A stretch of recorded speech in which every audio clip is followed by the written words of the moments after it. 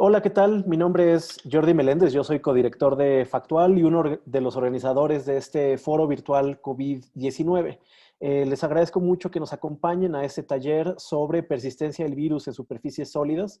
Queremos platicar, queremos aprender sobre cuánto vive el virus, este virus, nuevo virus del que pues, a todos nos tiene en alerta a nivel mundial. ¿Cuánto vive en las cosas que usamos y en las cosas que desechamos? Para eso nos acompaña Thalía García. Ella es infectóloga, es mexicana, radicada en París, y también nos acompaña Flor Rojas, experta en reciclaje y, bueno, más particularmente en reciclaje inclusivo como parte de Fundación Avina. Eh, Inicio este taller con una reflexión que me parece muy importante que pudiéramos todos hacernos en estos momentos. Eh, si ustedes piensan, en todas partes del mundo hay ciertos actores y ciertos sectores que se han convertido en actores esenciales o actividades esenciales, ¿no? Por supuesto, médicos, médicas, enfermeros, enfermeras son uno de esos grupos. Otro sector, por ejemplo, es el de alimentos. Son esos sectores que no pueden parar, ¿no? En muchas partes del mundo, la gente se organiza para salir y aplaudir en los balcones a los médicos y al personal sanitario que está en los hospitales dándolo todo. Sin embargo, hay otro sector, otra población que también es esencial eh, y que quizá no está teniendo todavía el reconocimiento a su labor. Y estoy hablando de las personas trabajadoras de limpia, los y las recicladoras, sean formales o informales, es decir, puede ser que todos estemos en nuestras casas, pero hay algo que no está deteniéndose, a menos de que vivamos en una casa completamente ecológica, pero todos estamos generando aún desechos. Y esos desechos, de alguna u otra manera, se están yendo a algún lugar. Entonces, todos los días comemos algo, desechamos lo que consumimos y hay una persona, varias personas que son parte de todo un sistema, de un engranaje de limpia y reciclaje y que son fundamentales para nuestra vida en ciudades, para nuestra vida en sociedad. Entonces, queremos reflexionar sobre esto, queremos aprender sobre cómo cuidarnos y cuidar a esas personas. Vamos a tener una parte técnica, científica, vamos a tener una parte mucho más desde la experiencia de los y las recicladoras que vamos a abordar en esta sesión. Y como les había adelantado, vamos a las personas que participan en este taller en específico. Si hay periodistas interesados en desarrollar historias sobre reciclaje en este contexto de pandemia, vamos a recibir pitches para poder contratar algunas historias durante mayo y junio sobre esta temática. Temáticas que tengan que ver con sistemas de limpia, con trabajadores de limpia, con reciclaje y reciclaje inclusivo. Dicho eso, me gustaría que se presentaran muy brevemente. Thalía, si nos puedes contar, por favor, quién eres y a qué te dedicas. Claro que sí. Buenos días a todos en Latinoamérica, buenas tardes en Europa, en España. Yo soy Thalía García, soy doctora en inmunología y enfermedades infecciosas. He trabajado por 8 años más o menos en investigación de diferentes aspectos asociados con enfermedades virales. Actualmente radico en París, vine acá a hacer un doctorado y me quedé a trabajar en investigación clínica y tengo la fortuna de colaborar ahora con el equipo de COVID Conciencia como coordinadora de colaboración científica. Muchas gracias, Thalía. Flor, por favor. Hola, ¿qué tal? Buenas tardes a todos. Buenos días. Gracias, Jordi, por la invitación para participar. Es un gusto hablar con todos ustedes. Bueno, yo soy Florencia Rojas, Flor. Soy licenciada en Ciencias Ambientales, en Higiene y Seguridad, y tengo un máster en Economía y Medio Ambiente.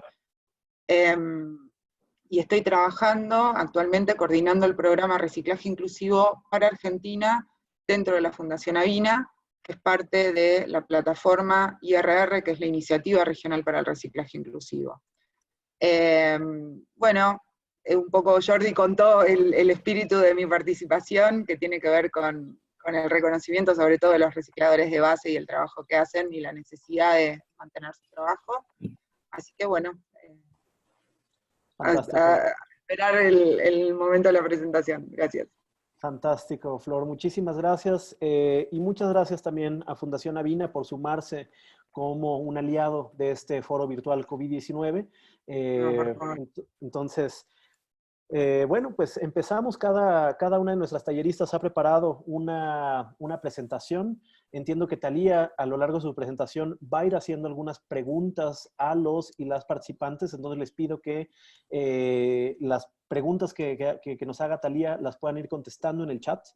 Y después de la presentación de Thalía, le daremos la palabra a Flor y tendremos unos 20-30 minutos al final para preguntas y respuestas con el público. Adelante, Thalía. Muchas gracias. Voy a compartir pantalla.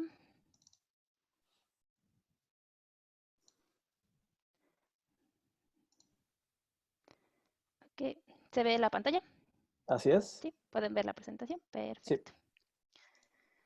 Bueno, pues nuevamente agradecer a la organización de este foro por la oportunidad y la invitación.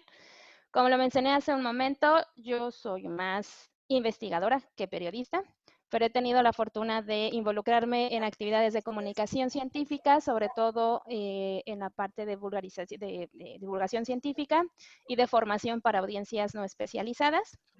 Y actualmente trabajo con la iniciativa La Brigada de COVID Conciencia para tratar de desmentir, de cierta forma, fake news o de generar información alrededor de esta epidemia para el público en general. Hoy les voy a platicar un poco de la permanencia del SARS-CoV-2 en superficies, y dado que es una cuestión un poco técnica, bastante conceptual y puntual, traté de armar un poco esta presentación de taller de manera más interactiva, de tal forma que en las preguntas, como lo mencionó Jordi en un principio, que llegue a hacer a lo largo de la presentación, me gustaría que por favor las respondieran en el chat y que podamos tener una interacción constante para esta intervención. Entonces, paso por acá. Ok. El objetivo de esta plática es saber cuánto dura el SARS-CoV-2 en superficies. La respuesta, espero que al final de esta intervención la podamos todos definir juntos, podamos todos tener una idea más redonda de este concepto. Y lo que voy a tratar de hacer es abordarlo desde dos puntos de vista, desde dos fenómenos que me interesa mucho poder discutir con ustedes, poder compartir con ustedes, que es información científica en un contexto no científico. La permanencia del virus en una superficie es un dato que podemos obtener de un experimento científico, pero que puede ser de utilidad para un contexto que no lo es. Entonces, ¿cómo manejar? Vamos a hacer un poquito de análisis de este tipo de información. Y lo que me gustaría al final es que pudiéramos todos tener muy presente este fenómeno que es la conciencia de riesgo. ¿Por qué es importante o por qué hablamos en este sentido de la permanencia? ¿Cuál es la utilidad de conocer este concepto? Pues finalmente la permanencia está asociada al contagio de esta infección. Sin embargo, hay muchos factores que juegan a favor de estos dos fenómenos, de la permanencia y del contagio, y que no son necesariamente los mismos. En el caso de la permanencia, sabemos que tiene mucho que ver con el tipo de virus. Cuando queremos determinar un tiempo de permanencia, tiene todo que ver con el tipo de agente del que estamos hablando. Con la cantidad de ese agente, de este virus, en este caso, la cantidad que tengamos en la superficie de la que estemos hablando. La temperatura y la humedad, que son las condiciones ambientales en las que estamos definiendo este parámetro, y por supuesto el tipo de superficie. En el caso del contagio y cómo es que asociamos esta permanencia al fenómeno del contagio, sabemos que obviamente tiene que ver con el tipo del virus, con la cantidad, debe de haber una dosis definida para el contagio, Pero además hay dos factores que intervienen y que les voy a pedir que recuerden y que tengan bien presentes para la interacción más adelante, que es un medio de contagio y una vía de entrada para este agente, en este caso para el virus. En el caso del tipo de virus, que es un factor común que va a afectar tanto la permanencia como el contagio, les voy a hablar, a mencionar 3 características bien sencillas que pueden ser de bastante utilidad para el resto de la plática.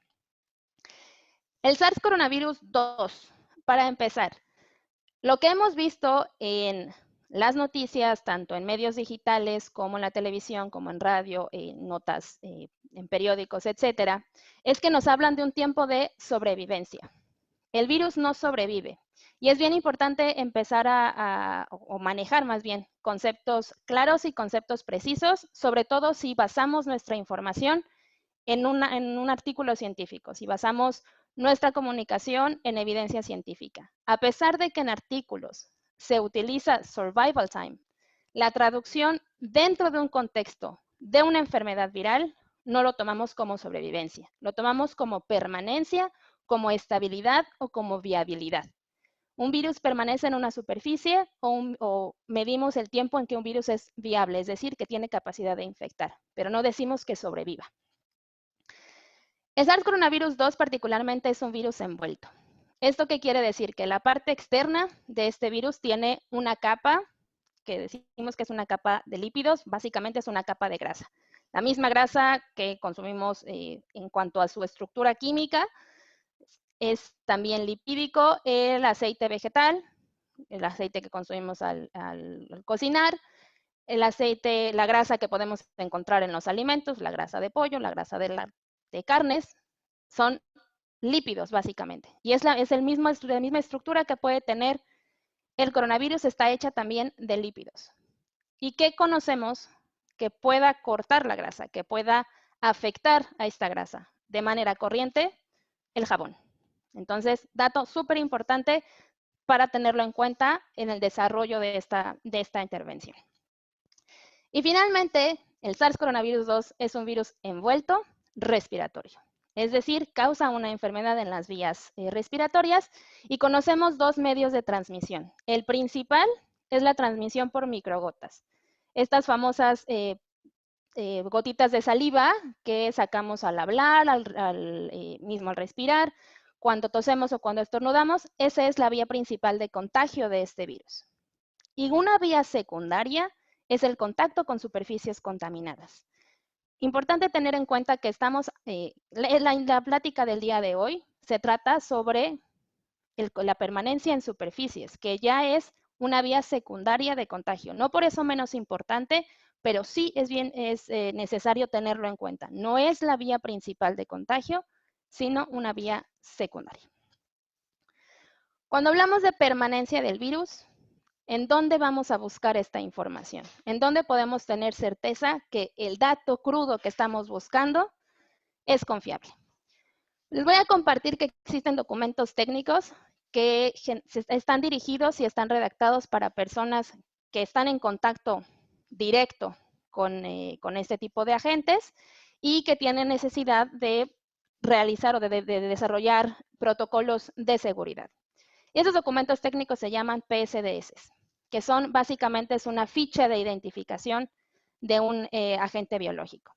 Lo que nos da es información de todo tipo, nos describe el tipo de agente, cuál es el riesgo, las intervenciones médicas que se pueden tener, lo que les mencionaba hace un momento, cuáles son las medidas que se deben de utilizar, los protocolos de seguridad al manejar estos agentes. Y la sección que nos pudiera interesar más para, a fin de aclarar cuál es la persistencia del virus en una superficie, es la sección que se conoce como estabilidad y viabilidad. Este documento, como se los menciono, es un documento técnico, así que está dirigido a, sobre todo, personal de hospitales, de laboratorios técnicos, laboratorios de diagnóstico, laboratorios de investigación, pero es de libre acceso. Cualquier persona puede consultarlo, con la salvedad de que hay que tener muy en cuenta de dónde viene la información y a quién está dirigida. En el caso de esta PSDS es del SARS-CoV-1, del responsable del síndrome agudo respiratorio, el coronavirus, el SARS-1, tipo 1. Lo que vamos a encontrar es que existe información cuando hay artículos, varios artículos científicos, que generan datos consistentes, se incluye en una PSDS. Es decir, no es solo un estudio, no es solo un laboratorio, sino es información consistente, información que se ha logrado verificar de diferentes formas. En el caso del SARS-CoV-1, por ejemplo, sabemos que en superficies plásticas puede durar hasta 48 horas. Y podemos aquí encontrar un artículo de referencia, que no es el único, sino es simplemente uno que nos da este dato en específico, pero como les indico, que ya se ha verificado, ya se ha comprobado que existen más estudios al respecto. Normalmente se indica además qué tipo de virus es. Cuando no hay una especificación, podemos hablar de que es un virus de una muestra clínica, pero si llega a ser un virus de laboratorio o un virus con alguna particularidad, alguna cepa en específico, entonces se especifica y se dan los datos para ese virus en particular, ese subtipo de virus en particular. ¿Y para qué queremos saber cuánto dura fuera del organismo? Pues generalmente para evitarlo o para eliminarlo. Y esta información también viene en estas fichas de identificación. Importante que tengamos en cuenta que siempre que consultemos una ficha de este tipo, una PSDS, para toda sustancia que puede eliminar este agente, se nos va a indicar una concentración y un tiempo de exposición. En este caso, por ejemplo, sabemos que el SARS-CoV-1 es susceptible al etanol, a una solución de alcohol, al 100% por 5 minutos. ¿Qué quiere decir? Que si yo utilizo alcohol a menos del 100% durante 5 minutos, la eficacia no está probada para eliminarlo. Si yo utilizo etanol al 100%, etanol por 5 minutos, pero a una concentración diferente, tampoco tengo garantía de que pueda ser efectivo. Siempre para los agentes desinfectantes existe una concentración específica y un tiempo de exposición. Y esta información es consistente y repetidamente comprobada. Las PSDS se emiten normalmente por el Servicio de Salud Pública de Canadá. Son consultables y son aplicables para todos los protocolos de bioseguridad en las instalaciones que les mencioné anteriormente. Sin embargo, hay instituciones que para fines internos pueden producir sus propias fichas. Básicamente es la misma información de una PSDS, pero en un formato interno. Y aquí, por ejemplo, tenemos el equivalente de las PSDS, pero de la Universidad de Emory, que la conocen como BARS. Si ustedes buscan la PSDS del SARS coronavirus 2, hasta apenas hace al menos 2 días, no había nada. No se ha hecho todavía la PSDS del SARS coronavirus 2. ¿Por qué? Porque hay mucha información que falta. La Universidad de Emory, sin embargo, generó su propia ficha de identificación con la información provisional que se tiene y entonces pueden observar que en muchas de las secciones va a aparecer como que no hay información disponible. ¿Qué nos interesa para el día de hoy? Esta sección que les mencioné muy al principio, se maneja mucho la palabra survival en inglés, pero la traducción específica para un contexto viral sería más bien permanencia, no supervivencia. Y aquí podemos ver que no se sabe cuánto dura el coronavirus 2, SARS-CoV-2, en superficies. Se tiene información preliminar. ¿Por qué no están aquí datos que sí aparecen en notas publicadas hacia el público en general? Porque no se tiene suficiente evidencia, no se tienen datos consistentes que se puedan compartir. ¿De dónde viene la información que va a llenar estas fichas de identificación? Pues justamente de artículos científicos. ¿Y qué es lo que me gustaría hacer ahora? Analizar con ustedes este artículo del New England Journal of Medicine, que es el más citado al respecto de la permanencia del coronavirus en superficies. Es, digamos, al momento el artículo de referencia en el que están basados muchos de las publicaciones, tanto de información generalizada como guías más especializadas, están basadas en este artículo. Y lo que quiero hacer ahora es que juntos vayamos un poco analizando cuáles son las salvedades de este artículo y cuál es la aplicabilidad de la información que podemos tener a partir de él. Entonces, como les mencionaba en un principio, la permanencia se ve afectada por distintos factores. Para este artículo en particular, para este estudio que es la referencia, ¿de qué tipo de virus estamos hablando? El objetivo para empezar fue comparar la estabilidad del SARS-CoV-1 y la del SARS-CoV-2. Este es el nombre del SARS-CoV-2 que utilizaron. No tiene ningún sentido ir letra por letra, saber qué significa. Simplemente este fue el tipo de muestra que utilizaron para el SARS-CoV-2, que proviene del primer paciente diagnosticado con COVID-19 en Estados Unidos. Y este de aquí es el SARS-CoV-1, es el tipo de muestra, el tipo de cepa que utilizaron. La cantidad. ¿Por qué la cantidad va a tener un efecto directo en el dato que vamos a obtener sobre la permanencia del virus? Porque es fácil pensar que entre más virus haya, mayor es el riesgo de contagio, mayor es el riesgo de exposición. Entonces, ¿cuánto virus utilizaron aquí? Les puse el dato físico. ¿Cómo es que se hizo el experimento? Se utilizaron 50 microlitros. La concentración está expresada bien en el artículo, está expresada en las unidades que se utilizan para los estudios virológicos, pero vamos a hablar de que utilizaron una gotita de 50 microlitros. ¿Y cómo hicieron este experimento? Tienen diferentes superficies, pusieron diferentes gotitas, vamos a tomar como ejemplo un cartón. En el cartón se ponen diferentes gotitas, cada una de 50 microlitros, o la misma concentración de virus para todas, y cada determinado tiempo se va recogiendo esa gotita de virus en un papel, vamos a llamarlo así, en un papel que absorbe esta gota. Este papel se pone en un recipiente que tiene una sustancia que va a permitir deshacer este papel, este medio en el que se depositó, con el que se recogió esa gotita del cartón, pero que va a mantener estable al virus. Solamente va a permitir que el virus quede libre, que quede fuera de ese medio.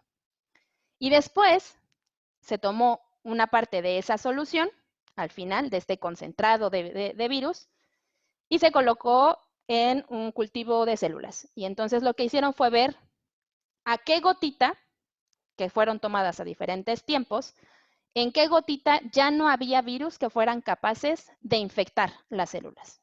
Y determinaron, ok, en la gotita número 5, que corresponde a 8 horas, por ejemplo, ya no encontramos que haya virus capaces de infectar las células. Esto quiere decir que encontramos virus viables en esta superficie hasta 8 horas. ¿Qué quiere decir esta parte de diluidos? Que justo tomaron 50 microlitros, que fue lo que depositaron 50 microlitros en una superficie, pero al tomarlos y ponerlos en el medio de disolución de este papel, se diluyó. Es decir, que no tenemos la misma concentración que teníamos en la gotita original a la que tenemos en la solución que vamos a utilizar para probar la viabilidad. ¿Por qué es importante? Porque significa que no tenemos la misma cantidad de virus antes al momento de depositarlo en una superficie que al momento de analizar su viabilidad. ¿En qué condiciones ambientales se desarrollaron estas comparaciones? A temperatura, lo que llamamos temperatura ambiente, entre 21 y 23 grados, y a 40% de humedad relativa. ¿Y qué superficies probaron? Plástico, cartón, acero inoxidable y cobre. ¿Y qué fue lo que obtuvieron? Y esto yo creo que ya muchas de las personas en la audiencia se lo saben de memoria. ¿Cuáles fueron los resultados? Pues que en polipropileno, tanto el SARS-CoV-1 como el SARS-CoV-2 se encuentran hasta por 72 horas. En acero inoxidable por 48 horas, ambos virus. En el cartón encontraron diferencia. Vemos que el coronavirus, el SARS-CoV-2, dura 24 horas, mientras que el SARS-CoV-1 solo 8. En el cobre, el SARS-CoV-2 dura 4 horas, mientras que el SARS-CoV-1 dura 8. Y aquí vamos a empezar con la interacción. Este artículo ya muchas personas lo conocen Muchas personas lo utilizaron de referencia, ya lo han analizado y aquí les pongo como recordatorio los resultados. Me gustaría que me dijeran, de acuerdo a este artículo, ¿en dónde podría encontrar SARS-CoV-2 activo por más tiempo? A, en un paquete de Amazon, es una caja de cartón que se ha distribuido en Madrid, donde la temperatura promedio en marzo, según San Google, es de 16 grados, y fue tocado por 5 personas. Vamos a asumir que al menos una de las personas que tocó este paquete de cartón, este paquete de Amazon, es positiva para SARS-CoV-2. O en una botella de agua que tomo del refrigerador de un supermercado, asumiendo que obviamente está expuesta a toda la gente que pasa por ese supermercado y al menos una de esas personas fue positiva a SARS-CoV-2.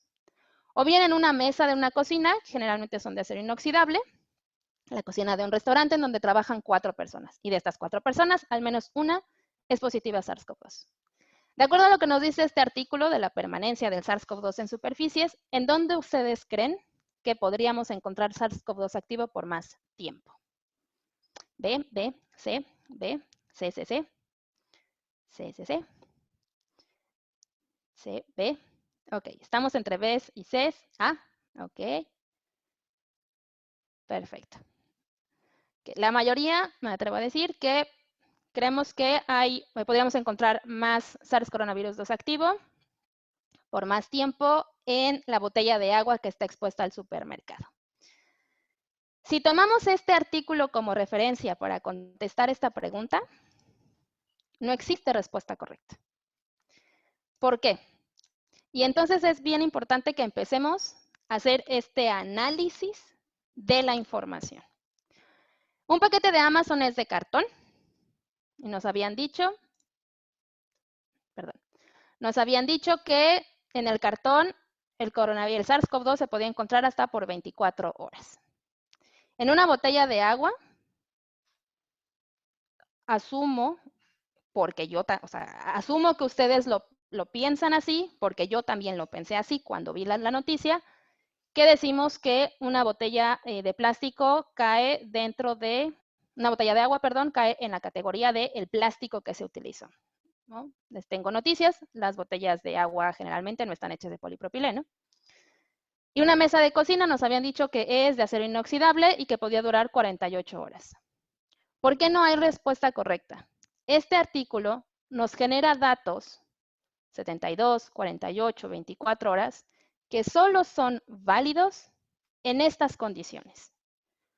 No podemos hablar de que el coronavirus, de que podamos encontrar SARS-CoV-2 en una superficie, por ejemplo, en el cartón, en una humedad diferente, a una temperatura diferente, a una concentración diferente que las que indica este artículo.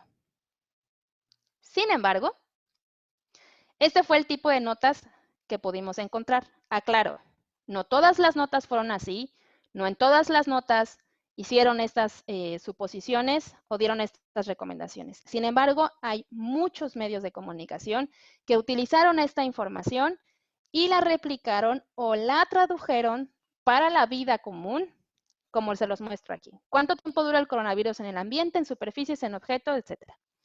Nos dan los resultados del estudio. En la nota completa viene de acuerdo al estudio que se publicó en el New England Journal of Medicine. Vienen los resultados tal cual del estudio. Y entonces nos dan además una recomendación. Nos dicen que en el caso de periódicos de papel o en el caso de los paquetes que puedan llegar a nuestra casa por mensajeros, se nos recomienda dejarnos reposar al menos 24 horas. ¿Qué pasa aquí? ¿Sería necesario realmente, ahora que entendemos que estos datos son válidos en condiciones específicas, sería necesario dejar reposar nuestro paquete de Amazon en una caja de cartón 24 horas? Si no, ¿y por qué? Dicen que en los resultados de laboratorio es difícil extrapolar las condiciones reales, efectivamente. Sabiendo lo que comentamos hace un momento, de que justamente son datos válidos en un contexto muy determinado, es recomendable, es necesario dejar reposar nuestros paquetes de cartón, nuestros periódicos por 24 horas, ¿no? Porque no sabemos en qué condiciones estaban previamente, pero por precaución sería bueno dejarlos reposar. Yo lo evitaría, pero si llegara el paquete lo tocaría con guantes o me lavaría las manos. Perfecto. Efectivamente, no podemos traducir la información de este artículo científico a una situación de la vida cotidiana. Y como no podemos traducirla, no podemos informarla y no podemos dar recomendaciones de este tipo.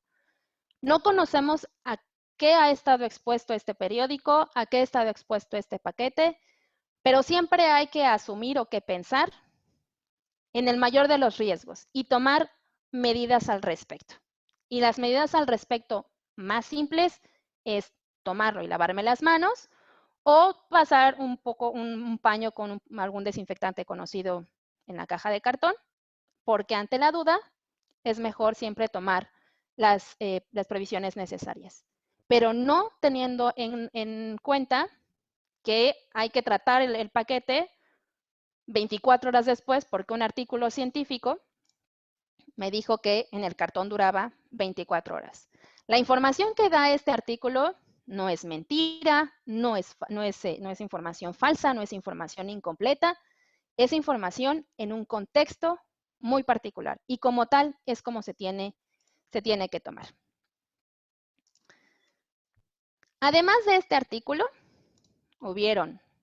hay otros estudios, y aquí les presento uno más que fue publicado en The Lancet, que también es una revista en el medio médico-científico bastante conocida. Es un artículo ya publicado, esto quiere decir no es un preprint, es un artículo que ya pasó por revisión por pares, que ya hizo ajustes tanto de metodología como de análisis de resultados, como de la parte editorial. Es un artículo que ya se publicó en una revista que además tiene buena reputación. Aquí lo que analizaron sí fue específicamente al SARS-CoV-2. Aquí no hicieron una comparación. Talía, nada más para avisarte que ya van 20 minutos. Quedan otros Perfecto. 20 minutos. ¿Listo? Sí, perfecto. ¿Y qué hicieron en este estudio? Tomaron SARS-CoV-2. Aquí depositaron una gotita, más chiquita todavía, de 5 microlitros. La recuperación de estas gotitas fue exactamente la misma que les mencioné hace un momento. La temperatura fue básicamente la misma, pero la humedad relativa fue distinta, fue un 65%. Y aquí, ¿qué tomaron en cuenta? ¿Qué analizaron? Papel de impresión, pañuelos de papel, madera, un paño de tela, cristal, acero inoxidable y plástico también, y la parte externa de un cubrebocas. ¿Y qué resultados obtuvieron de este estudio? Pues que en la parte externa de un cubrebocas aún pueden encontrar SARS-CoV-2 a los 7 días. La cantidad que encontraron de SARS-CoV-2 corresponde solo al 0.1% de la cantidad original que pusieron, pero 7 días después todavía el SARS-CoV-2. En el cristal, el SARS-CoV-2 dura 4 días, en la madera dura 2 días, en la tela dura 2 días, en el papel dura 3 horas. Sabiendo esto, que nos dan datos en más superficies, en condiciones distintas,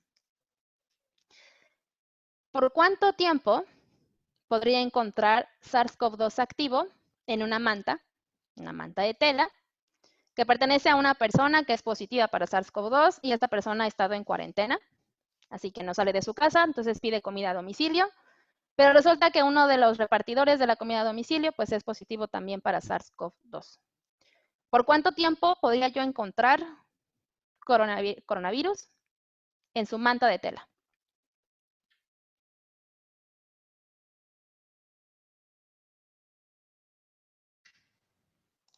Me regreso aquí. ¿Por cuánto tiempo podría encontrarlo en la manta de tela? Ahora la pregunta es diferente, no es en cuál superficie hay más, sino por cuánto tiempo podría encontrarlo. Podría encontrar SARS-CoV-2 activo en la manta de esta persona. Solamente trabajamos en la primera. Por 2 días. Por 2 días según este dato. Por más de 7 días si se menciona cierta temperatura. Por 2 días. Depende de la temperatura bioambiental y la cantidad de virus. Exactamente. ¿Por cuánto tiempo puedo encontrarlo en la manta de tela? Realmente no lo sé. Es una persona que es positiva para SARS-CoV-2. Muy probablemente esta persona ha estado estornudando en su manta de tela. Al menos la manta ha estado más expuesta al virus, lo cual significa que la cantidad de virus muy probablemente es mayor que la que había en los 5 microlitros de gota que utilizamos. ¿Por cuánto tiempo podría encontrar el virus en el cubrebocas de una persona que no pudo quedarse en cuarentena? Es un trabajador que es positivo a SARS-CoV-2, es asintomático claramente, no lo sabe, no sabe que tiene la infección y salió a trabajar. Esta persona rehúsa su cubrebocas durante todo el día, pero toma antibióticos. ¿Por cuánto tiempo podría encontrar el SARS-CoV-2 activo? ¿Por 7 días? ¿Por 2 días mínimo? ¿2 días mínimo? ¿7 días? 7 días, 7 días o más. Efectivamente, podría encontrarlo por 7 días o más. Y los antibióticos no son para virus, y eso es súper importante. Todos los factores que se dan en una información juegan a favor de la interpretación de la misma. Los antibióticos no tienen nada que ver con el efecto en el virus. Si es una persona que rehúsa el cubrebocas, es una persona que está constantemente poniendo virus en el cubrebocas. Sabemos que 7 días después de haber colocado 5 microlitros, una cantidad mínima de coronavirus, todavía podemos encontrar virus viable. Pero si es un cubrebocas que es reutilizado de una persona que además está enferma, muy potencialmente la cantidad de virus es mucho mayor. Y el último, básicamente el análisis de este enunciado es por el mismo lado, en los documentos de una junta de trabajo, en una sala de reunión en la que tenemos aire acondicionado, estamos a 17 grados porque nos gusta el frío, y el jefe que me da los documentos, es positivo pero asintomático a SARS-CoV-2. Pues mucha gente podría decir que en el papel puede durar solamente 3 horas. En realidad, no podemos decirlo. Con los datos de este artículo, no podemos decir que aquí vamos a encontrar coronavirus en esos documentos solo por 3 horas. Es una persona que estuvo en contacto con esta superficie y que muy seguramente puso una carga viral, una cantidad de virus mucho mayor. Aquí también hicieron un análisis de la estabilidad respecto a la temperatura y vieron que en medio de transporte, esto significa en la solución que mantiene al virus estable después de que se toma una muestra, es el medio de transporte. El medio de transporte a 4 grados centígrados dentro del refrigerador dura 14 días, pero a 70 grados centígrados dura 5 minutos. La conclusión de esta parte para los investigadores fue que el virus parece ser estable en refrigeración y parece ser susceptible a temperaturas altas. ¿Cuánto duraría el SARS-CoV-2 activo en un frasco de cristal de mayonesa que está en un refrigerador? Sabiendo que una persona que ha tocado este frasco es positivo a SARS-CoV-2. ¿Cuánto podríamos decir que dura? 4 días. Les regreso a los datos. El artículo nos dice que más de 14 días, el artículo nos dice que 4 grados centígrados son 14 días y a 70 grados centígrados solo 5 minutos. En este frasco podría durar más de 14 días, pues la verdad es que no sabemos. No sabemos porque no sabemos cuál es la reacción del virus, cuál es la permanencia del virus en un frasco de cristal, en una superficie en refrigeración. Son 2 experimentos completamente diferentes. En uno analizamos la permanencia en superficies a una temperatura ambiente y en el otro la permanencia en un medio que lo mantiene estable a diferentes temperaturas. Y lo mismo viene con los otros 2 enunciados.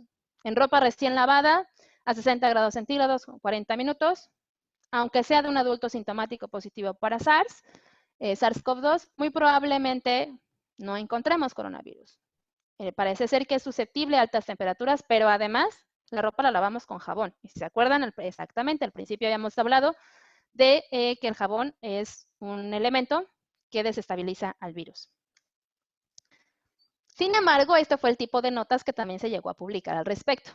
La parte resaltada es como está en la nota, y la parte que está subrayada es la que me llamó mucho la atención, y entonces nos dicen que en síntesis el virus puede sobrevivir hasta 2 semanas dentro de una heladera. creo que hasta el momento podemos saber perfectamente por qué esta asunción no es correcta, por qué esta declaración no es correcta. En esta nota citaron, obviamente, el artículo que les acabo de mencionar. Teniendo en cuenta estos factores de la interpretación de esta información científica y por qué transmitirla a un contexto no científico es sumamente delicado, vamos a hablar muy rápidamente de la conciencia de riesgo. La conciencia de riesgo es simplemente el analizar cómo es que estos factores, el tipo de virus, la cantidad, el medio de contagio y la vía de entrada, cómo es que estos factores entran en juego para esta relación permanencia-contagio. Muy rápidamente, vamos a hablar de, me voy a brincar esta, cuestiones de tiempo, del repartidor de comida. El repartidor de comida positivo que vimos hace rato, va a estornudar sobre una bolsa de comida. Yo pedí comida a domicilio, mi bolsa está abierta, no viene sellada, y esta persona estornudó. Vamos a suponer que los datos de los artículos de referencia son aplicables en toda condición. Son aplicables en la vida real, en la vida cotidiana. Entonces, esta bolsa que es de papel, supuestamente dura el virus 3 horas. Yo tomo la bolsa y saco un envase de cartón. Y en el cartón se supone que dura el virus 24 horas. En este ejemplo, en el que los datos son aplicables. En el envase de cartón dura 24 horas y en una servilleta de papel dura 3 horas. Y entonces yo tomo la bolsa, saco mis envases, saco mi servilleta y como pedí costillas barbecue, voy a comerlas con las manos. No hay nada más, no hay ninguna otra actividad ni ninguna otra acción intermedia. ¿Existe la probabilidad, aún mínima, de infectarme? ¿Sí o no? ¿El virus no sobrevive? Sí, sí. Si no me lavo las manos antes, sí. Quizás sí, pero depende también de la cantidad de virus sobre la superficie. En realidad, ante la duda, me lavo las manos. No sé si esta persona estornudó sobre el recipiente o solo sobre la bolsa. No sé cuánto virus había en las partículas que esta persona estornudó. Si yo no me lavo las manos, entonces le estoy dando además una vía de entrada al potencial virus que puede existir en estos recipientes. La probabilidad existe, efectivamente. Ante la duda, como no sé las condiciones en las que estos elementos han estado, ante la duda me lavo las manos. Vámonos a una persona encargada del aseo en un consultorio médico donde se hacen pruebas de COVID. Esta persona va a recoger la basura de la sala de espera, que es una bolsa que está en un cesto de basura. Y en esta sala de espera hay una señora que acaba de tirar un cubrebocas. Quedamos que en este ejemplo el coronavirus dura 7 días en un cubrebocas. Sin embargo, la persona del aseo tuvo que recoger el cubrebocas porque este no cayó dentro del cesto, así que lo toma y lo pone en la bolsa. La señora es positiva para SARS-CoV-2, aunque aún no lo sepa, y ha usado ese cubrebocas durante todo el día. Cuando necesitó hablar con alguien, se quitó el cubrebocas y luego se lo volvió a poner, y eso lo hizo todo el día. O vamos a omitir el último enunciado. ¿Qué tendría que ocurrir para que la persona encargada de limpieza, en estas condiciones, se infectara de SARS-CoV-2? ¿Qué debería de hacer esta persona? Si tuvo que recoger el cubrebocas de una persona que es positiva para SARS-CoV-2, tomarlo del piso y colocarlo en el cesto. ¿Qué tendría que pasar para que esta persona pudiera infectarse? Tocarse la cara, boca, nariz y ojos, que no usara guantes o protección personal, no lavarse las manos y tocarse la cara. Exactamente, no lavarse las manos y tocarse la cara. Es decir, tener contacto con el medio de contagio, que es la saliva que está acumulada en el cubrebocas, pero además permitir el acceso del virus al organismo. Usar una vía de entrada. Si esta persona se lava las manos, la probabilidad de que se infecte es mínima, prácticamente nula. Si esta persona no se lava las manos, pero no se toca la cara, en ese momento en el que lo analicemos, la probabilidad de que esta persona se infecte es mínima, básicamente nula. ¿Por qué? Porque el SARS-CoV-2 sabemos perfectamente que se contagia por microgotitas, pero que además entra a nuestro organismo por vías bien específicas. Y esto es súper importante tenerlo en cuenta cuando transmitimos información y cuando analizamos información. Los datos son concisos, los datos son válidos en un contexto específico, pero además debemos de desarrollar esta conciencia de todos los factores que juegan alrededor del contagio. En conclusión, ¿cuánto dura el SARS-CoV-2 en superficies? Pues no sabemos. En realidad lo sabemos un poco. Sabemos cuál es el tiempo de permanencia de este virus en determinadas superficies, en determinadas condiciones. Si queremos hablar de ejemplos prácticos de la vida cotidiana, la verdad es que no sabemos. ¿Tenemos una referencia? Por supuesto que sí. Tenemos información científica y se vale decir que de acuerdo a un estudio científico, existe tal dato en tal superficie. Pero tenemos la obligación de especificar en qué condiciones. Este va a ser nuestro dato de referencia. Pero hay que tener muy claro que no se puede aplicar la información científica solo porque venga de un artículo científico directamente a todos los aspectos de nuestra vida. Y para poder entender y para poder digerir bien esta información y, por supuesto, comunicarla, debemos de ser conscientes, debemos de tener desarrollada esta conciencia de riesgo. ¿Cuáles son todos los factores que juegan a favor de la adquisición de este virus? Una dosis, una cantidad específica, un medio de contagio y una vía de entrada. Si estos factores no se alinean, no podemos decir verdaderamente, no podemos precisar la probabilidad de infección y por lo tanto no podemos comunicarla, no podemos hablar al respecto, no podemos sacar conclusiones. ¿Se vale decir de acuerdo a un estudio científico? Por supuesto que sí, pero siempre teniendo en cuenta que la validez de los datos científicos depende del contexto en el que fueron obtenidos. Encontré esta imagen bastante bonita que habla de cómo son los científicos y creo yo también, después de este foro, también los comunicadores, tener prudencia al comunicar esta información. Parece ser, según descubrimos, debemos de confirmar, estamos estudiando, y no hacer declaraciones, como algunos medios de comunicación, como algunos políticos, en el que dan por hecho situaciones y en el que utilizan datos tal cual con el respaldo científico para una aplicación que no corresponde. Al final de la intervención de Flor habrá un espacio para preguntas, pero si eventualmente no lográramos tener suficiente tiempo, aquí tienen mi correo electrónico para cualquier cosa en las que pueda ayudarles. Y aprovecho para hacer un poco de promoción también de COVID Conciencia, que es un esfuerzo colaborativo para hacer verificación noticiosa. Por mi parte sería todo. Muchas gracias. Muchas gracias, Thalía. Muy interesante. Nos deja a todas y todos con esta reflexión sobre la incertidumbre, ¿no? Un concepto que se ha ido tocando bastante en este foro virtual COVID-19. Entonces, bueno, muy ilustrativo, muchas gracias. Y entonces le cedo la palabra a Flor Rojas. Un favor, Thalía, si puedes dejar de compartir pantalla. Es lo que estoy tratando de hacer. Ahí está. Ahora sí. Fantástico. Bueno, hola a todos de nuevo. Voy a compartir mi presentación.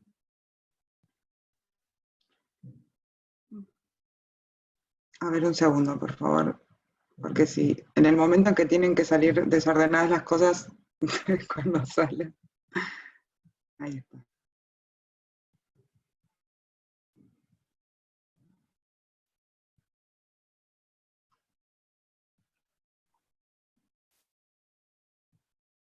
Bueno, ahí ven mi pantalla completa. Ahí la estamos viendo, exacto, sí. Bueno, perfecto. Bueno, como les comenté antes, yo estoy coordinando el programa Reciclaje Inclusivo en Argentina, soy parte de Fundación Avina, y nosotros somos parte de la plataforma IRR, la Iniciativa Regional para el Reciclaje Inclusivo, que incluye a los distintos actores que pueden ver en pantalla, BitLab, Pepsi, Coca-Cola, y la Red Latinoamericana de Recicladores, y nosotros como implementadores y articuladores las distintas partes para la implementación de programas de reciclaje inclusivo a nivel local. Bueno, un poco les voy a hablar, primero, Thalía, te agradezco mucho, la charla es súper interesante y refuerza mucho lo que nosotros venimos pensando y trabajando, así que nada, y además nos sumaste mucha información que nos viene bárbaro para ajustar todo el trabajo que estamos haciendo. Les voy a contar un poco sobre gestión de residuos sólidos urbanos en tiempos de pandemia, reciclaje inclusivo y COVID-19.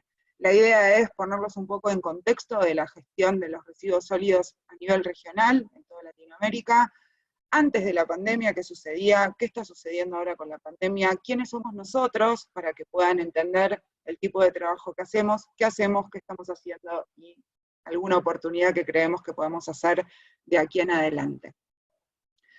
Bueno, ustedes saben que la gestión de residuos sólidos urbanos es parte de la agenda ambiental global. Es un tema que trae consecuencias e impactos, tanto positivos como negativos, ambientales, sociales y económicos, no solo por la disposición final de los residuos y el impacto ambiental que este puede generar, sino también por los trabajadores del sector, que como comentaba Jordi al principio del encuentro, en muchos casos está invisibilizado, sobre todo lo que son los recicladores de base y el trabajo informal, y también impactos económicos. La gestión de residuos trae impactos climáticos porque contribuye a la emisión de gases de efecto invernadero.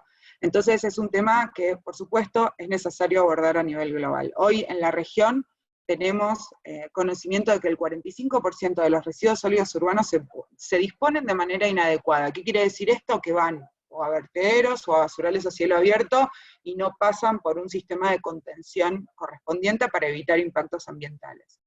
Solamente el 2% de las ciudades tienen programas formales de reciclaje. ¿Qué quiere decir esto? Y acá me meto un poco en lo que son los sistemas de reciclaje inclusivo. Nosotros hablamos de programas que incluyan la promoción ambiental, la clasificación en origen, la recolección diferenciada, el trabajo de los recicladores de base formalizado e incorporado al trabajo, digamos, a la política pública municipal, valorización mecánica de los materiales reciclables. Nosotros en este contexto estamos hablando fundamentalmente de la fracción seca de los residuos y su comercialización. Por el momento solamente el 2% de las ciudades está incluida en este proceso formal de reciclaje. Y dentro de este 2% solamente el 15% de la ciudadanía recicla, y ahí sí requerimos mucho del acompañamiento de ustedes como personas de los medios para fortalecer el mensaje a la ciudadanía y para llegar a todos y que se sumen a los programas municipales de reciclaje. Si nos ponemos a pensar o a mirar las acciones de gobierno, solamente 7 países de Latinoamérica cuentan con normativa de responsabilidad extendida del productor implementada. Este tipo de normativa establece sistemas en donde a quienes ponen los materiales en el mercado se les otorga una responsabilidad de gestión de estos materiales, y esto es una herramienta más y ayuda para la transición que venimos, perdón la redundancia, venimos transitando del cambio de paradigma desde una economía lineal hacia una economía circular. Las leyes de responsabilidad extendida del productor son una herramienta más para ese cambio de paradigma. Y 8 países son los únicos que prohíben el uso de los plásticos de un solo uso. Si nos ponemos a pensar en los presupuestos, nosotros sabemos que los presupuestos municipales en la región en general son limitados, son acotados, y dejan por fuera muchas acciones necesarias. Hoy por hoy, en lo que tiene que ver con los residuos domiciliarios o residuos sólidos urbanos, el 40% de los presupuestos municipales, esto es un dato genérico, está destinado para actividades de recolección y disposición final, dejando por fuera alguna disponibilidad de recursos para la implementación de programas de reciclaje inclusivo. Y si vemos el contexto de los recicladores de base, son hoy 2 millones de trabajadores en la región que aportan el 50% de los materiales reciclables. Solamente 10% están organizados en cooperativas, en organizaciones y con representación, por ejemplo, de la red LACRE, que es la red de recicladores. El resto trabaja en la informalidad, y así todo aportan directamente a la economía circular, proveyendo del 50% de los materiales que se reciclan. Del 10% organizado, solamente el 1% de los recicladores de la región recibe un pago por servicios. En este caso nos estamos refiriendo a los 12.000 trabajadores de Bogotá, de recicladores de base de Bogotá, y los 6.000 recicladores de base de Buenos Aires, de la ciudad de Buenos Aires, que están enmarcados en una política pública que hoy cuentan con un pago de servicios, y no así el 99% de los trabajadores restantes. Es un número sumamente importante, con lo cual podemos ver que los recicladores de base son una población vulnerable a quienes definitivamente este contexto los va a afectar directamente. ¿Quiénes somos nosotros y qué hacemos? Como les dije, nosotros somos una plataforma regional y tenemos una estrategia que está enmarcada en estos lineamientos que les voy a contar muy rápidamente ahora. Primero, trabajamos junto con gobiernos locales y municipales para el diseño, la definición y la implementación de políticas públicas que incluyan a los recicladores de base y normativa específica para la gestión integral de residuos sólidos urbanos. Trabajamos también en la construcción de capacidades, no solo para la profesionalización del trabajo de recicladores, sino también capacitando a técnicos, a funcionarios y a los distintos actores de la cadena de valor del reciclaje que requieran de una intervención de capacitación. Realizamos inversiones en infraestructura y logística, específicamente para las plantas de clasificación de materiales, la fracción seca de materiales que se reciben en estas plantas, para que el trabajo pueda realizarse de una manera más tecnologizada y de mejor calidad. También trabajamos en gestión de información de datos. Estamos preparando, y va a ser para un poco más adelante, una unidad de ciencia de datos que involucre información, no solamente provista por las organizaciones de recicladores, sino por todos los actores de la cadena de valor, y que nos permitan generar indicadores para mejorar el trabajo y para mejorar los sistemas de reciclaje inclusivo. Tenemos proyectos de innovación tecnológica y de otros modelos de negocios, como por ejemplo, les puedo contar en la ciudad de Buenos Aires, un proyecto que se trata sobre el incremento del recupero de volumen de PET con puntos verdes móviles. Hasta hoy por ahí conocíamos puntos verdes que están fijos e instalados en espacios verdes públicos, en plazas, en parques o en otro tipo de espacios, y nosotros estamos trabajando en implementar puntos verdes que transiten alrededor de la ciudad, que lleguen a todos los vecinos, y que además puedan recuperar material de aquellos recicladores de base que por ahí quedaron fuera de la política pública por una cuestión de cupos u otras cuestiones que no vienen al caso, y que hoy están en la informalidad, y de alguna manera buscamos un método de formalizar esa transacción con los recicladores a los cuales nos podemos acercar con los puntos verdes móviles.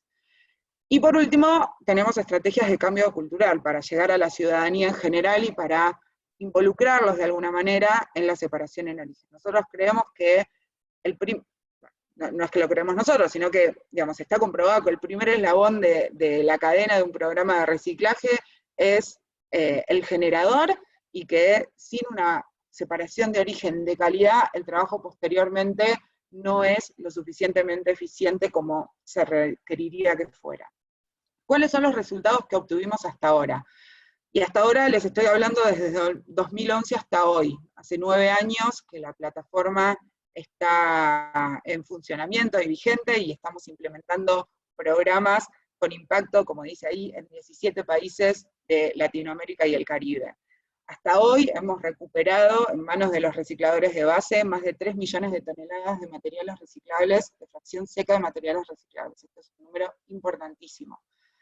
Llegamos a la formalización del trabajo de 17.000 recicladores. Esto no solamente quiere decir que se pasa de la informalidad a la formalidad, con todo el paquete de derechos laborales que eso implica, y la mejora respecto del trabajo de estas personas, sino que también esto impacta directamente en la familia de cada trabajador, porque su calidad de vida es distinta, porque una persona con trabajo formal y con acceso a derechos tiene otro tipo de trabajo y de calidad de vida, con lo cual es importantísimo el impacto.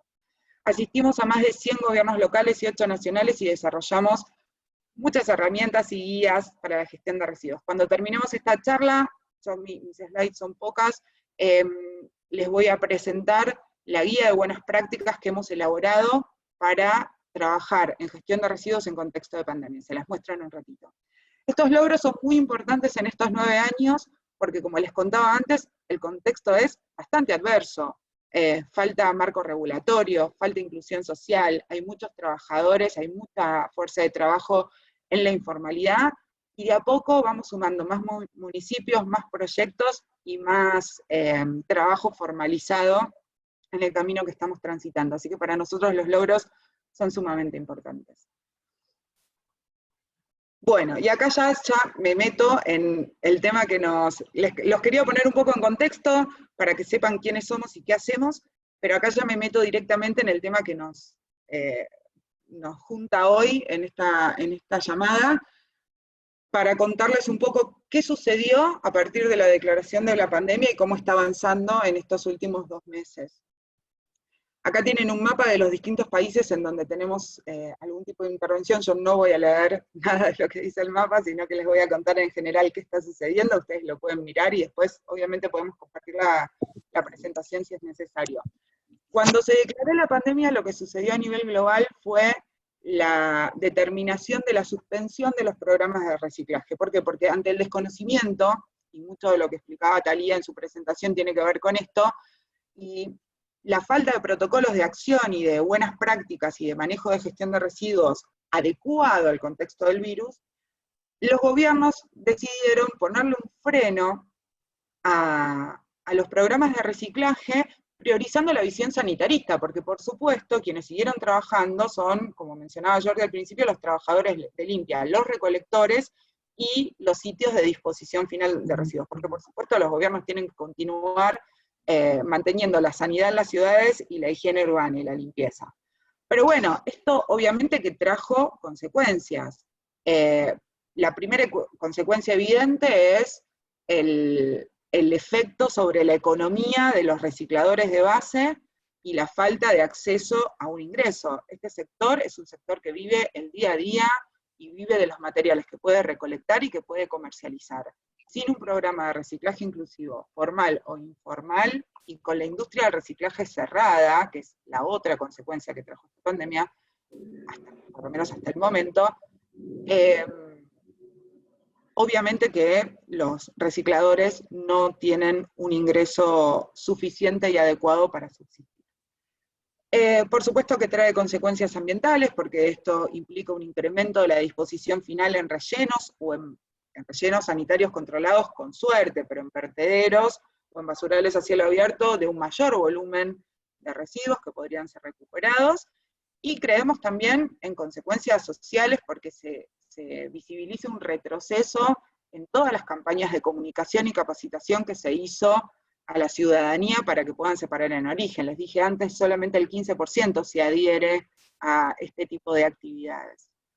Pero sobre todo, una de las consecuencias más importantes para nosotros como programa es el freno que se puso en el cambio de paradigma, en el paradigma que venimos transitando desde una economía lineal hasta una economía circular.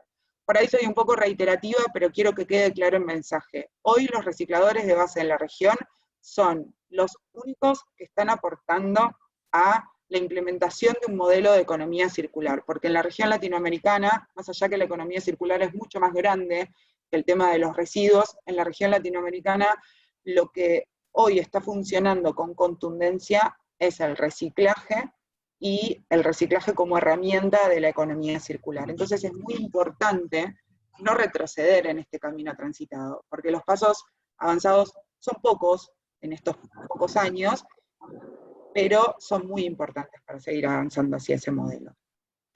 ¿Qué sucedió durante estos 2 meses?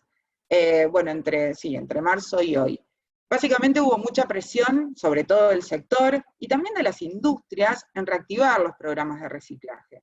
Porque, lo dijo Talía y nosotros lo reforzamos, no hay evidencia científica contundente que diga que el residuo es un vector de contagio directo, o cuál es el tiempo que dura en superficies, más allá que tomemos tiempos de referencia.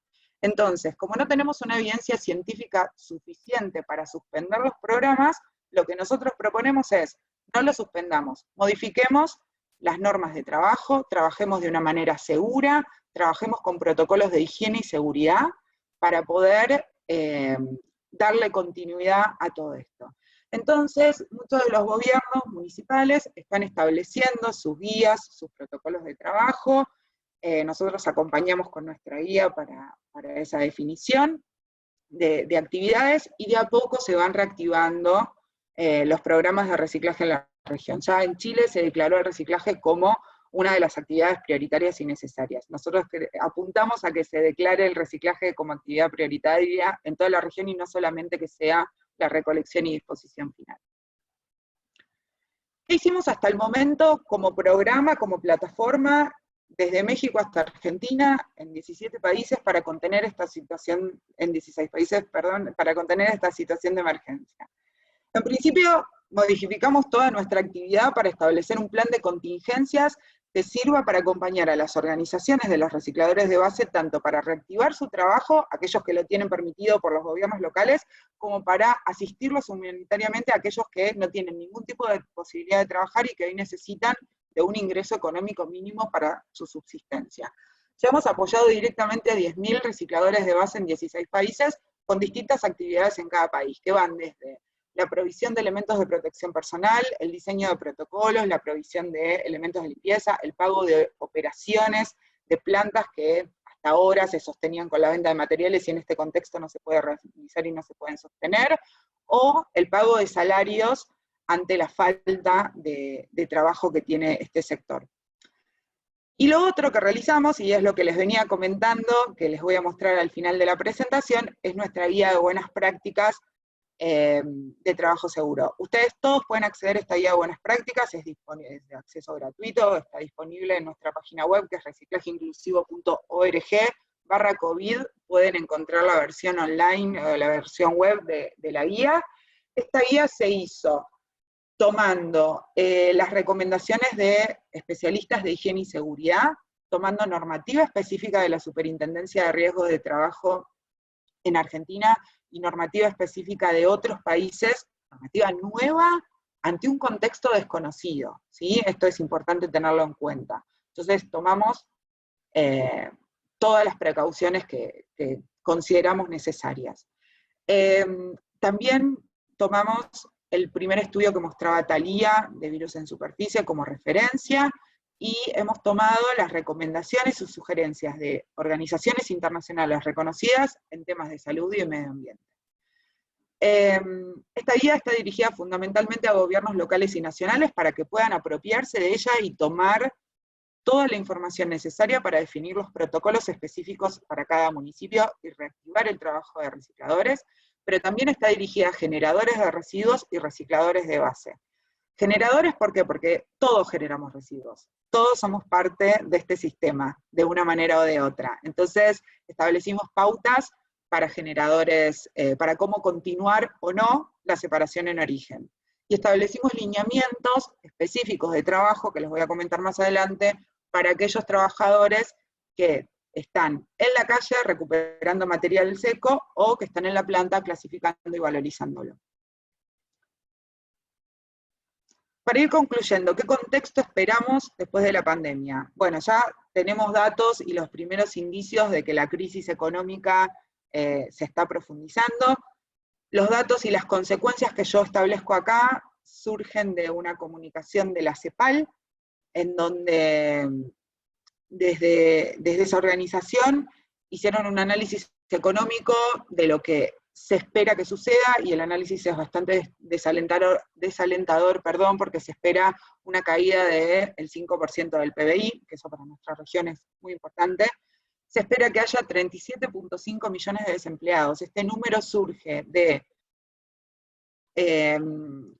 identificar un 3.5% de desempleo más al 8% de desempleo existente en la región latinoamericana.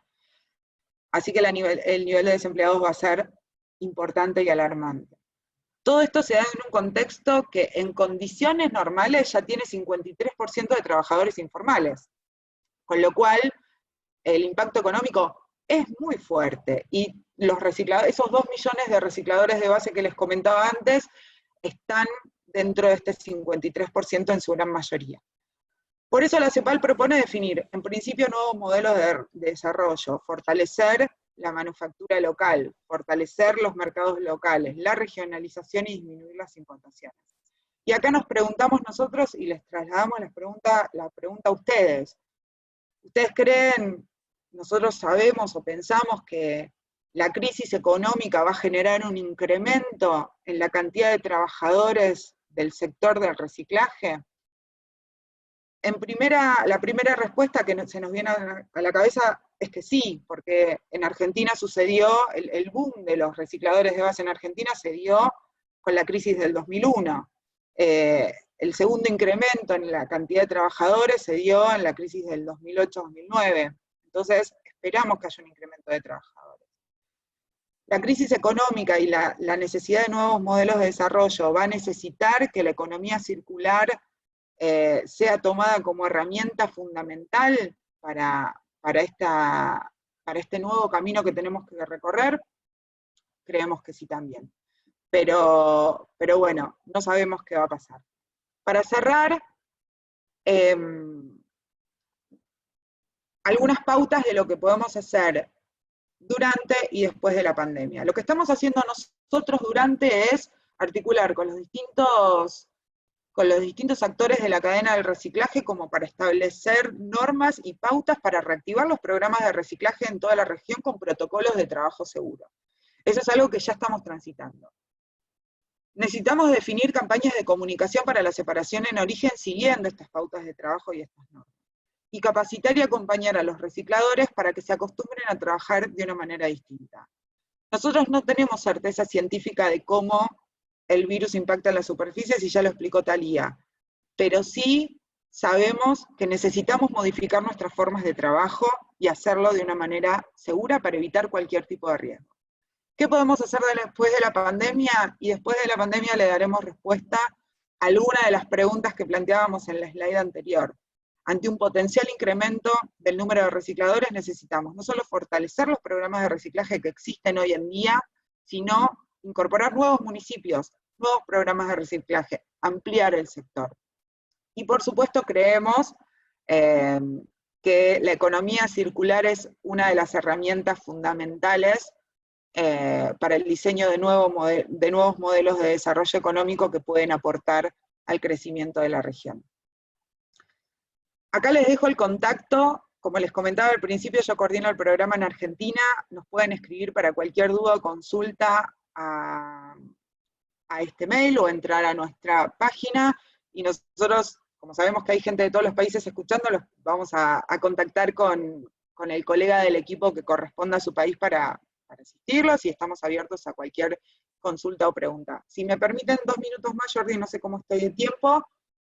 Adelante, tenemos poquito tiempo, pero quizá un vistazo de lo que es la guía. Exactamente, me gustaría compartirles un vistazo de nuestra guía. Esta es nuestra guía de buenas prácticas. Voy a ir directamente y muy rápidamente al índice. Básicamente establecemos normas generales, formas de contagio, todas las normas establecidas por los gobiernos y los ministerios de salud. Nosotros partimos de la base de que es fundamental para continuar el trabajo un lavado de manos constante y el distanciamiento social, que son las dos formas que está comprobado que podemos evitar o disminuir los contagios. Tomamos de referencia el tiempo de de permanencia del virus en superficie, como contaba hoy Talía, del primer estudio que ella compartió, y establecemos algunas pautas. Y me quiero ir directamente, por supuesto que aclaramos que esta es una guía dinámica, porque no sabemos, porque hay mucha información científica que nos falta, entonces esto está en constante revisión y en constante update, porque necesitamos actualizarlo en función de la información científica que se vaya generando. Quiero ir a 3 puntos particulares. Primero es las pautas para los generadores de residuos, que somos todos los ciudadanos. Nosotros establecemos pautas en 2 sentidos. ¿Qué hacer en los hogares en donde no hay ninguna sospecha de contagio de COVID? Nosotros les pedimos que continúen con la separación en origen, pero que sí tomen ciertos recaudos. Primero, pueden limpiar, primero lavarse las manos antes y después de manipular la bolsa de materiales reciclables, por supuesto. Limpiar con un trapo húmedo con agua y jabón, porque sabemos que el agua y el jabón es lo más efectivo para eliminar el virus, todos los materiales que van a disponer en la bolsa, y una vez que la bolsa está llena, cerrada, mantenerla en un lugar seco y resguardado al menos 72 horas. esto es una precaución. Reitero lo que ya venimos diciendo en toda la charla, no hay una evidencia científica real, pero es una precaución que preferimos tomar. ¿Qué pasa si hay un caso sospechoso o un contagio de COVID-19 en un hogar? Nosotros sugerimos, y en realidad ponemos énfasis en que no se continúe con la clasificación en origen. Acá proponemos un método de disposición de residuos en el hogar, es un método triple embolsado, ustedes lo van a poder leer después, pero sí sugerimos que en caso de que haya casos sospechosos o personas contagiadas, el material, digamos, el residuo que se genera sea todo dispuesto como residuo no reciclable. También establecemos pautas para los generadores especiales. ¿Quiénes son los generadores especiales? Son los comercios, las industrias, los restaurantes, los kioscos, cualquier otro tipo de generador que no sea un hogar y que produzca materiales reciclables del mismo tipo de los que se producen en el hogar, pero en mayor volumen y con mejor calidad. También establecemos pautas de cuidado, de lavado de manos, de cuarentena de los materiales, para que sigan funcionando los programas de reciclaje en generadores especiales. Y por último, para cerrar, definimos cuáles son las pautas de trabajo para recicladores de base. Y acá me quedo y les cuento en general. Nosotros planteamos que hoy por hoy se tienen que definir cuadrillas de emergencia, un servicio de mínima para atender a los vecinos de los barrios y para que las plantas de clasificación estén en funcionamiento. Nosotros reforzamos la idea de que aquellas personas que son pacientes de riesgo no sean parte de estas cuadrillas de emergencia. Reforzamos la idea de que todas las recicladoras y los recicladores que tengan a cargo el cuidado de niños, hogares y ancianos no sean parte de las cuadrillas de emergencia para evitar contagios y sobre todo para evitar la sobrecarga de trabajo que en general tenemos las mujeres con 2 o 3 cargas laborales en nuestra vida diaria. Por supuesto, teniendo en cuenta que estas personas tienen que tener una respuesta de acceso a un ingreso económico, ¿sí? Con planes sociales de los gobiernos y con una asistencia de las organizaciones gubernamentales para cubrir los ingresos y las necesidades básicas de los pacientes de riesgo y las personas que tienen a cargo el cuidado de otros. Y finalmente establecemos normas específicas para todos los trabajadores que están en la calle y todos los trabajadores que están en las plantas de clasificación. La guía es larga, está disponible, estamos disponibles nosotros para cualquier consulta, y acá cierro y abrimos a preguntas si quieren. Muchas gracias. Muchas gracias, Flor. Sí, en efecto, vamos a compartir la guía de buenas prácticas, también la sesión queda grabada. Y, a ver, tenemos unos minutitos para hacer preguntas. Hay una persona que dice, me gustaría saber dónde se puede encontrar el mapa de la situación de los recicladores en la región. Ese mapa aparece en tu presentación, ¿es así? Sí, lo armamos nosotros para la presentación, así que después compartiendo la presentación pueden acceder a la situación al día de hoy. Esto es muy variable, ¿sí? Ok. Si alguien tiene alguna pregunta tanto para Thalía como para Flor, con mucho gusto pueden hacerlas. Aquí llega una, Itzel Gómez. Dice, nos mencionaste que el riesgo de contagio depende de 4 factores. Uno de ellos es la cantidad.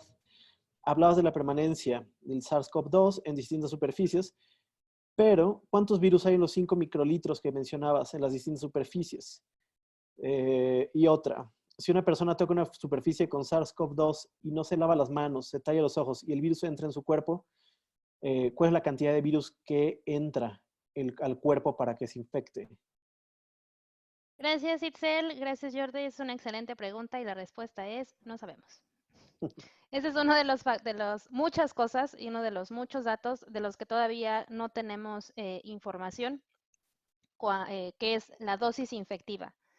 Y no sabemos cuánto virus hay en una gota, en una microgota famosa por la que se puede contagiar esta infección. Es muy difícil definirlo porque tendríamos que analizar cientos de miles de microgotas de cientos de miles de personas para poder tener un valor estandarizado. Entonces es una tarea titánica y bastante complicada.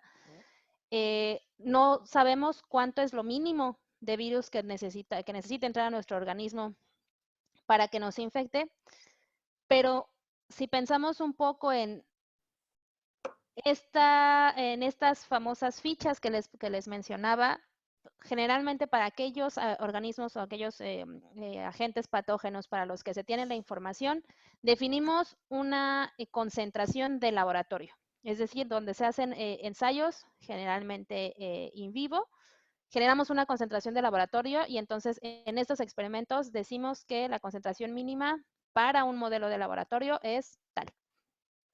En el ambiente médico-científico sabemos que ese no es un dato escalable a la población y es un dato bastante difícil de definir en seres humanos. Pero una vez que entra el virus, una partícula viral, y nunca es una sola la que entra, pero una sola partícula viral es capaz de replicarse y es capaz de infectar y empezar a replicarse. Entonces, técnicamente, una sola partícula viral es suficiente para que comience la infección. Jamás entra solo una partícula a nuestro organismo, entonces definir la cantidad es bastante complicado, es un dato que no conocemos. Muchas gracias. A ver, hay varias preguntas más. Esta es, digo, una pregunta muy general, muy compleja, pero quizá algunos consejos, Flor, para que la ciudadanía se concientice sobre la labor de los recicladores. Bueno, ahí necesitamos mucho el apoyo de los medios y de la buena comunicación de los proyectos que encaramos nosotros y algunas otras organizaciones de la sociedad civil también. Me parece que este espacio sirve para que todos ustedes que son periodistas conozcan lo que hacemos, conozcan de qué se trata el reciclaje inclusivo y cuenten con nosotros para transmitir los mensajes que sean necesarios. Es muy difícil por ahí ahora establecer pautas o lineamientos, pero sí hay una necesidad real de comunicación a los generadores y al ciudadano común, y nosotros dependemos de los medios y de la buena comunicación que hagan todos ustedes. Ok, muchas gracias. Mari Carmen pregunta, aparte de los sanitizantes químicos, ¿hay algunas otras opciones menos contaminantes y menos perjudiciales que se puedan utilizar? Hasta el momento que sepamos no hay alguna sustancia natural que sea efectiva para desinfectar de SARS-CoV-2. Entonces, principalmente son sustancias químicas bastante variadas. Pueden ser, por ejemplo, sales cuaternarias de amonio, el famoso Lysol. Digamos, es un agente químico bastante complejo, como puede ser alcohol 70%, que es un poco menos dañino con el ambiente, pero no hay una sustancia natural que sepamos hoy que actúa como desinfectante de SARS-CoV-2. Muchas gracias. Una más para ti, Thalía. Hay dos preguntas sobre permanencia del virus en alimentos. ¿Sabemos algo? Es decir, ¿puede quedar también viable el virus en panes, quesos, carnes, etcétera? Por lo que sabemos hasta el momento, no hay permanencia del virus en alimentos, no son un vector de transmisión, no son un agente de riesgo. Ok, muchas gracias. Y una más para Flor. También de esas preguntas facilitas, ¿no? ¿Qué panorama se espera para los recicladores con la baja de costos en el petróleo? Lo que aparentemente está provocando que en estos momentos sea más barato producir que reciclar. ¿Alguna idea? No, la verdad que no hemos ahondado tan específicamente. La realidad es que sí, el panorama para los recicladores ya está siendo muy Adverso. desalentador, muy adverso, porque básicamente no están pudiendo trabajar. La realidad es que en la región en general, más allá del precio del petróleo, y por la falta de normativa, sigue siendo más barato consumir materias primas vírgenes que reciclar, porque no hay limitaciones normativas que exijan y que prioricen el reciclaje. Entonces esto, digamos, en condiciones habituales es perjudicial para los recicladores de base. Entonces, en este contexto se empeora, pero se empeora también porque, además de que están muy limitados, tienen el freno y la suspensión de sus programas y de su trabajo. Muy bien, muchísimas gracias. Vamos a tomar nuestra foto de registro y al final les voy a dar... ¿Puedo agregar algo más? Sí, sí, adelante, Flor. Cortísimo. Compartí el link en el chat de la guía. La guía es disponible porque leí muy rápidamente, son muchos los mensajes. La guía es, obviamente que la pueden compartir, que la pueden difundir y agradecemos que lo hagan. Así que ahí en el chat está compartido el link. Muy bien, muchas gracias. Igualmente yo voy a compartir las presentaciones de las dos a todas las personas que se registraron, hayan estado presentes o no en la sesión, con algunas indicaciones sobre la contratación de las historias que vamos a hacer. Quiero que tomemos la foto y luego voy a tomar un minuto para darles algunas orientaciones para periodistas que estén trabajando temas de políticas públicas, medio ambiente o salud. Entonces, vamos a tomar nuestra foto de registro y les pido a nuestras panelistas y a los participantes si pueden saludar o sonreír o hacer algo. 1, 2, 3. Entonces, esa fue la primera foto. Fermín, Andrea Ornelas, Nictel Luna, Marita, si gustan poner su cámara. Gabo Pica, Ana, Pablo Baños, si gustan poner su cámara. Vamos a tomar la foto en este momento. Sonrían. 1, 2, 3. Eso, muy bien. Y una más. Listo. Ahí está, ahí salió el Gabo Pica. Muchísimas gracias por acompañarnos. Les comento brevemente. Gracias al apoyo justo de la iniciativa por el reciclaje inclusivo, tenemos unos fondos, no son muchos, pero nos permitirá contratar al menos 2 historias sobre reciclaje y sistemas de limpia en América Latina. Queremos sobre todo concentrarnos justo en qué buenas prácticas se han podido observar en estos momentos de pandemia alrededor de economía circular, políticas públicas, género o innovación. Vamos a poner nosotros algunas pautas. No estamos buscando reportajes larguísimos, complicados. Entendemos que la gente no puede salir, pues digamos, no estamos en el mejor momento para hacer reporteo en campo.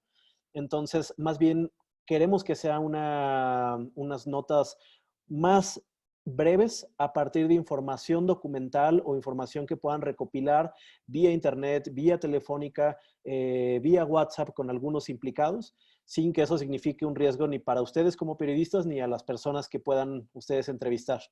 Les voy a mandar las pautas específicas por correo y desde mañana hasta el 20 de mayo vamos a estar recibiendo propuestas para la contratación de estas historias.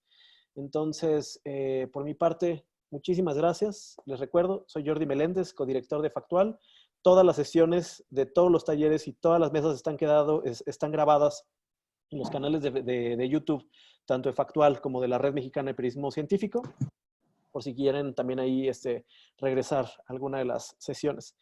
Y pues nada, muchísimas gracias.